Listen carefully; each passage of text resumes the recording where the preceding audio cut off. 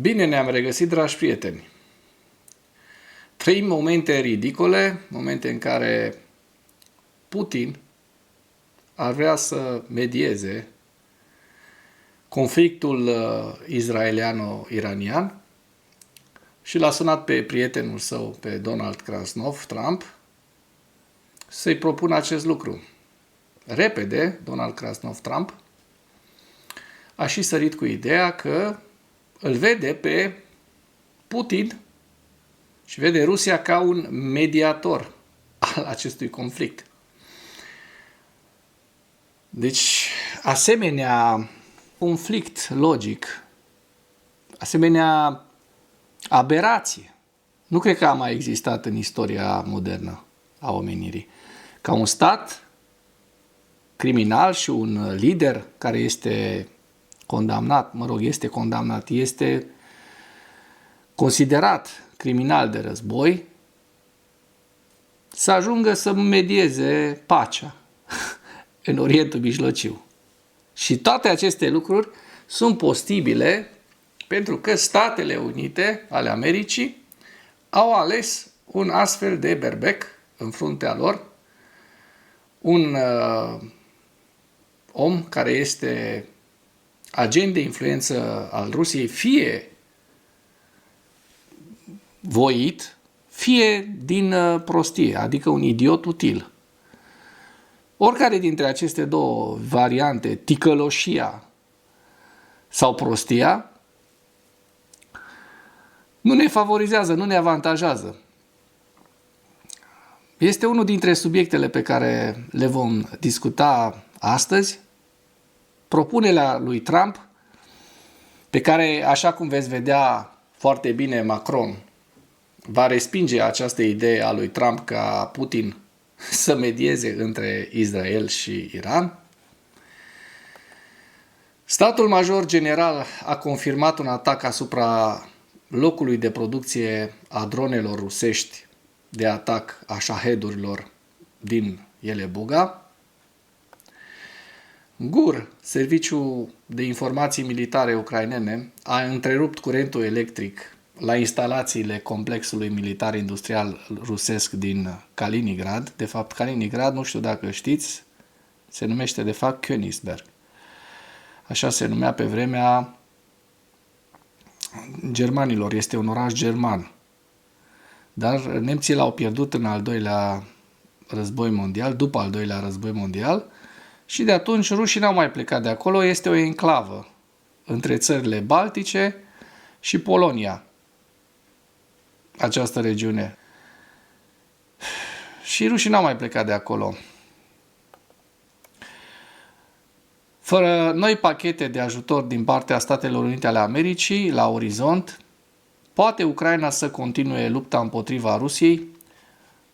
Este un articol foarte bun al celor de la Kyiv Independent, iar la final vă prezint hărțile Institutului pentru Studiul Războiului și ale celor de la Deep State pentru ziua 1209 a războiului din Ucraina.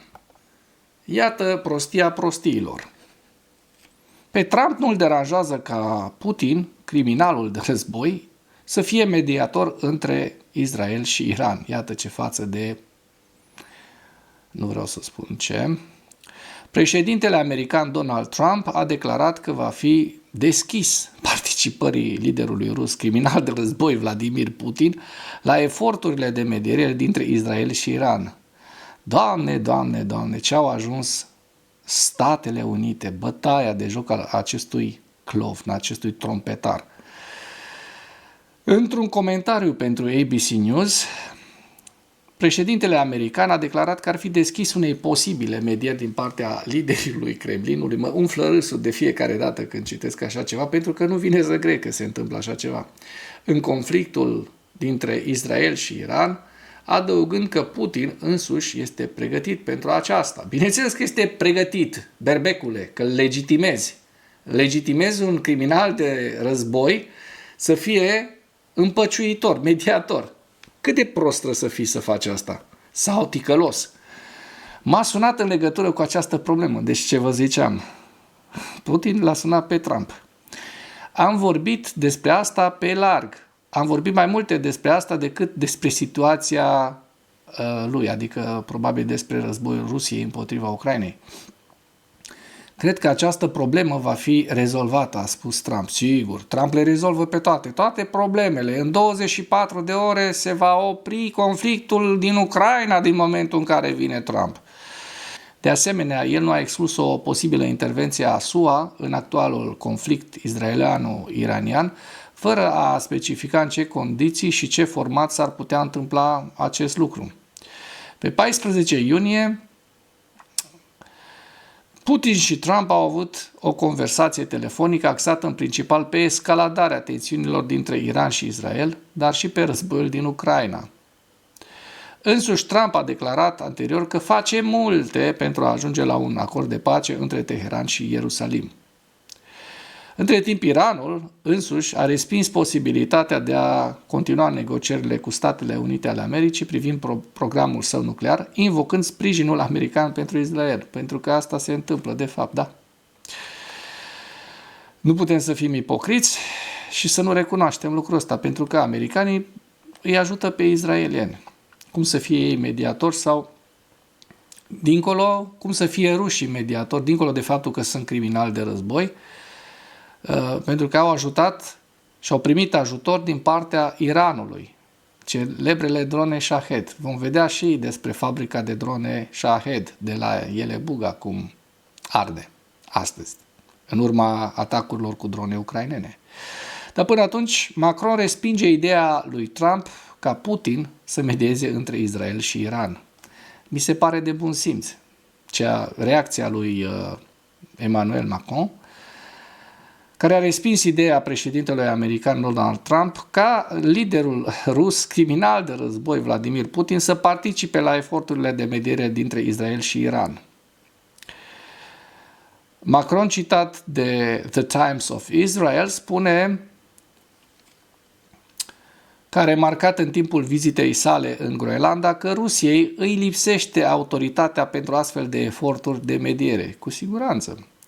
Nu cred că Rusia, care este implicată în prezent într-un conflict de mare intensitate, războiul împotriva Ucrainei, și a decis să nu respecte Carta ONU de mai mulți ani, poate fi un mediator. Da, numai că Trump consideră că poate. Statul major general ucrainean a confirmat un atac asupra locului de producție a dronelor de atac din Yelabuga. Ia să vedem. O știre foarte interesantă. Sursa informației, statul major general al forțelor armate ale Ucrainei, ca parte a reducerii capacității inamicului de a fabrica vehicule aeriene fără pilot de atac, pe 15 iunie, adică ieri, unități ale forțelor de operațiuni speciale ale forțelor armate ale Ucrainei, în cooperare cu alte componente ale forțelor de apărare, au atacat o instalație importantă a complexului militar-industrial a agresorului rus.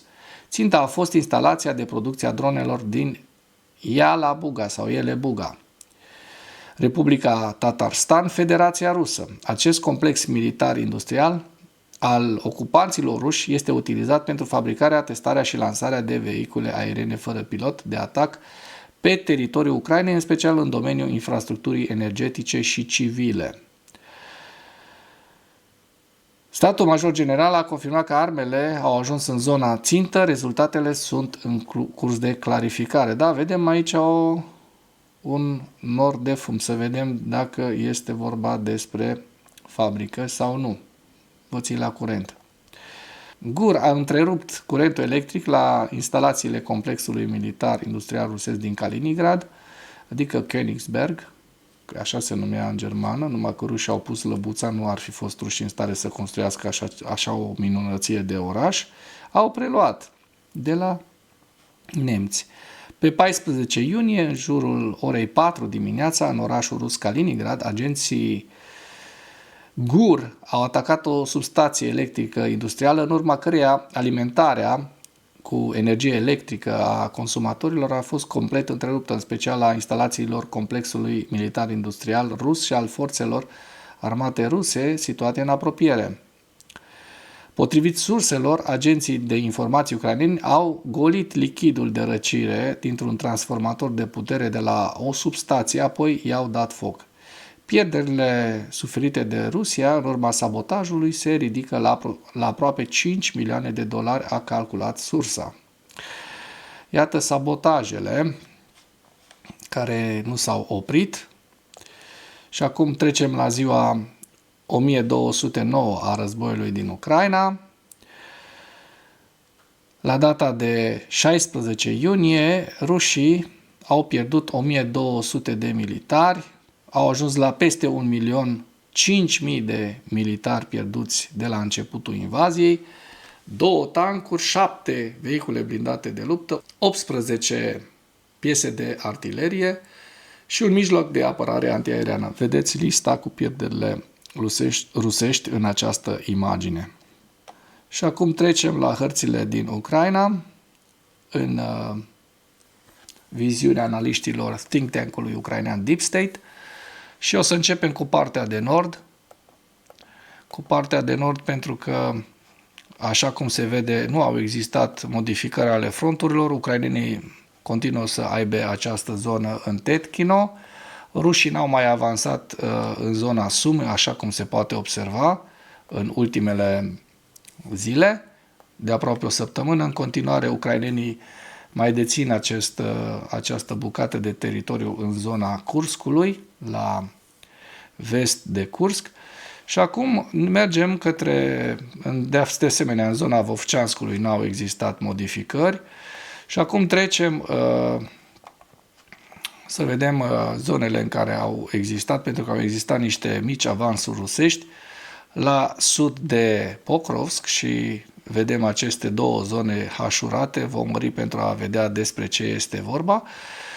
În primul rând vorbim despre Burlatske și o să hașurăm să vedem despre ce e vorba. Aproximativ 4-5 km pătrați, iar rușii de asemenea reușesc să ocupe Novopilul.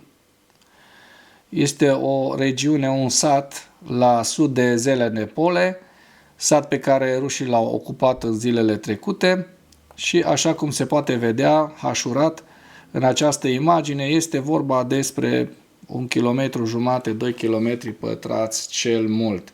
Deci ăsta este avansul rusesc din ultimele 24 de ore, pentru că nici la sud, în zona Zaporojie, nicăieri în zona de sud, rușii nu au reușit să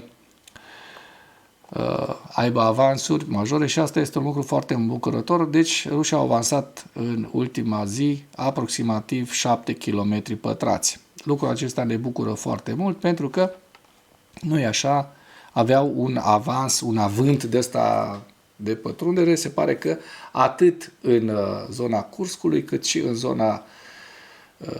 în zona Pokrovskului au fost calmați, potoliți. Au avut și 1200 de pierderi, ceea ce depășește pierderile zilelor anterioare, care erau ori sub 1000 de militari, ori puțin peste 1000. Și acum trecem la evaluarea campaniei ofensive rusești în viziunea Institutului pentru Studiul Războiului cu principalele știri. Vladimir Putin continuă să prezinte Rusia ca un partener internațional eficient și necesar pentru Statele Unite pe fondul tensiunilor continue dintre Iran și Israel.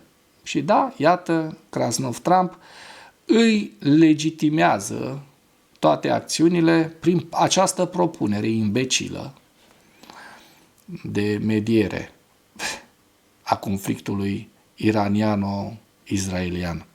Rusia a efectuat un atac de amploare cu drone și rachete împotriva Ucrainei noaptea de 14 spre 15 iunie, vizând în principal regiunea Poltava.